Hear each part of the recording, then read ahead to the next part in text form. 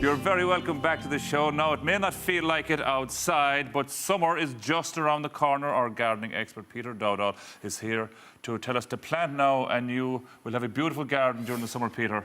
Well, even plant now, Dahi, and you'll have a beautiful garden straight away, because we tend to write off the months of January and February and that in terms of colour. Christmas is gone, we have the depression that is January. But not so. You have all these lovely, what we call spring bedding plants, which kind of, they lift the spirits during this time of the year. This isn't down to global warming or anything. No. This is supposed to be like this. There is a lot happening thanks to climate change or thanks to whatever. Like only last week I saw plants which should be in full flower in July. And not just giving a bit of colour now, in full flower now. In full flower. Yeah. They should be like that in July and August. They should be under the ground now. Okay. I'm not talking about the odd daffodil and that. That's very normal to be flowering early. I'm talking about herbaceous perennials, summer flowering that I saw last week in full flower in January in Cork. So what happens then during the summer, Peter? Will they stay like that until summer? Do you know what? All that's happening is they won't. We will get a cold spell, and all that's happening is that their dormant period, if you like, is been stalled. So we will get a cold snap, I imagine, and that'll send them underground. It's later, much later than normal. But they'll come back to normal then? They should do. They should do, after the frost. Like most of our garden plants can tolerate any amount of cold, any amount of frost, and even snow at the right time of the year.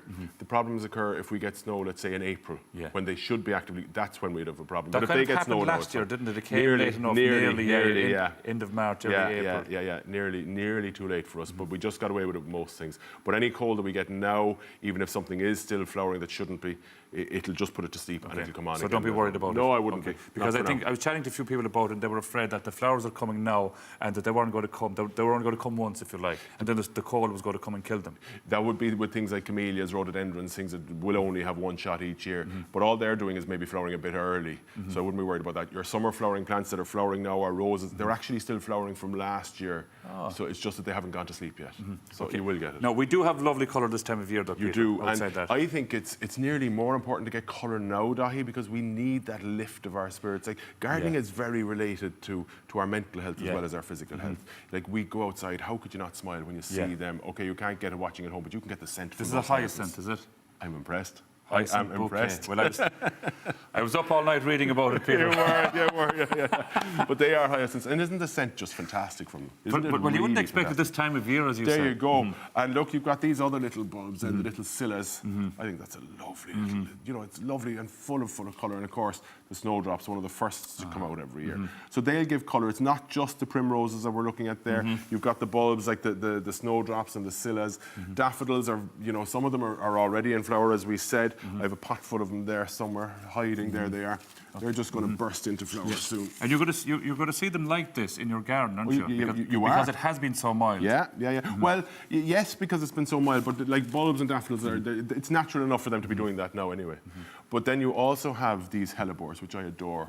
They're the Lenten rose. You have their Hellebore orientalis, mouthful of a name, but aren't they just a gorgeous plant? Beautiful. Now, one tip I would give to people, I have it here, I have a scissors here, is this is all perfectly natural, and you see this lovely flower.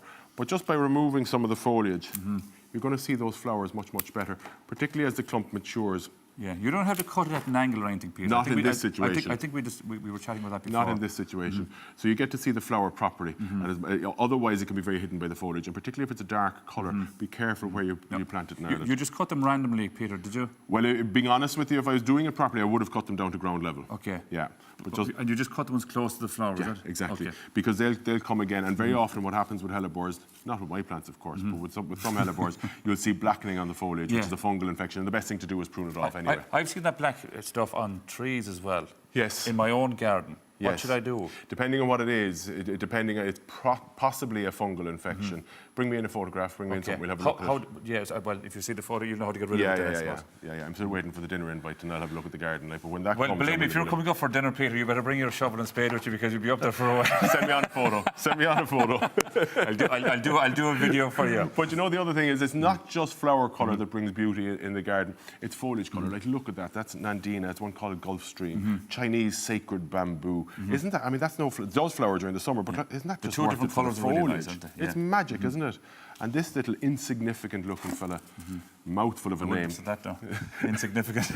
But like you wouldn't think he's very, get the smell from them, the scent from them. That's Sarsaparilla, also called Christmas box. Mouthful of a name again, but gorgeous, gorgeous plant. No, we're going to do a small bit of planting, Peter. Yes. It's time of year. As gardeners, we're always thinking a season ahead. You can go to your local garden centre and fill up with colour for immediate impact. But we should always be thinking a season ahead. And now is the time to start sowing your seeds of your hardy annuals for your bedding displays. So you've loads of them available in your garden centres now. And even if there was a bit of cold coming, Peter, this doesn't matter, does it? Well, you're going to start these off inside. Inside, We're going to start these ones off inside. There's an old favourite now. That's lobelia. Lobelia, it's the real old-fashioned bedding plant. Now, the seed, you probably won't even see it on camera, but the seed is like pepper dust. Okay?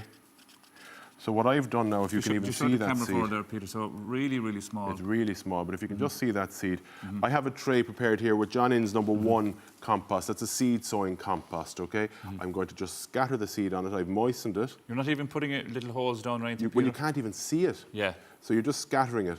Now, for the bigger seeds, and I'll give that a mist now in a minute, I'm going to put the cover on it. Just put a small bit of water on it before you do that, Peter. I've moistened the compost already, and now I've put the seed on, and I'm going to moisten it again, but just for the purposes of the piece. Once I've watered it, I'm going to put that little lid on it. That'll keep it nice and moist. Mini propagator, no, exactly.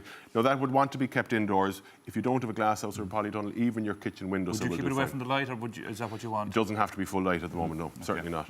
Now, you also have these root trainers. Now, what a root trainer is, Dahi, is if we're using a bigger seed, like sweet pea, which I'll show you now. You put them in, you fill that with the compost, you put them in, but then to prevent any root disturbance later when we're repotting, we just pull them apart and the whole root ball comes out. That's very, very handy, because the amount of times that I've stuck my hand into the thing, tried to pull it out and left half the root system. Yes. Yeah. I'm going to show you a better one. And if that root system comes apart, is it still okay? Well, you are going to damage it, obviously, but if you can avoid it coming apart, so much the better. These are way better for that. You also have these little pots which are made from compressed peat. Now, they compost down completely. So if I show you very, very quickly, they're the sweet peas, okay? So you'll see there now, the sweet pea seeds are quite a bit bigger. He says, dropping them all over the table. So you just make a little hole in the compost. Yeah. You drop the seed in, it's about half an inch. Gardening and this, don't be scared by it. It's the most basic thing we can do. And I mean this, after breathing and eating and drinking, putting a seed in the soil, it's going to grow. It couldn't be more simple, right? So we do that. I won't do all of them. I'll put them back. And when will you see some results from them? You will see within a few weeks, really, a couple of weeks this time of year. The ultimate one I prepared earlier, there's some sweet pea seeds I put in probably about October, November. They need to go out now, but you'll see here, these compostable pots. It's going to break away in my hand now, probably. But you see the roots are coming out. Yeah.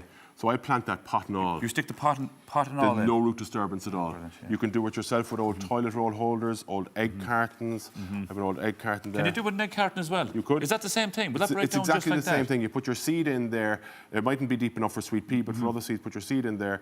When they've germinated, just plant the whole thing out. Break it up into individual sections. Plant the whole thing. And we all have them at home. Peter, just before we go, I saw 2 people over the Christmas period cutting their lawns, because there was so much grass in the gardens as well. We probably shouldn't do it. You kind of have to. No, I wouldn't be too worried. I'd go out and cut the lawn. The only 2 times that I wouldn't is if it's actually frozen, physically frozen, or if it's physically waterlogged. Avoid the lawns then. But if it's like we've been 10, 12 degrees most of December, January, so you kind of have no choice. I might have to cut my own, so because it is, like say, it's kind of that high. Do you not get a man in to do it?